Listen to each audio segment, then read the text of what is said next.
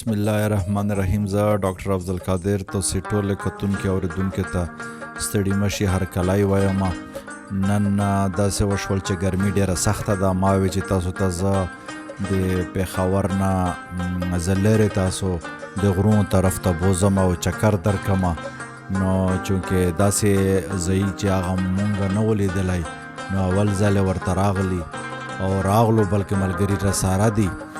نو نن به تاسو ته زه د کمراټ علاقې چکر درکوم. نو راځئ ما سره ملګرتیا وکئ او چې چکر واخلئ او خوندونه ترېنه واخلئ او دا ګرمي هېره کوئ. او که د اختر غوښې مې ساتلي وي نو هغه هم در سره راوړئ. دلته د خوراک ښه زبردست موسم ده، سړی سم خوراک پشې کوی شي. نو راځئ چې کمراټ انجوی کړو.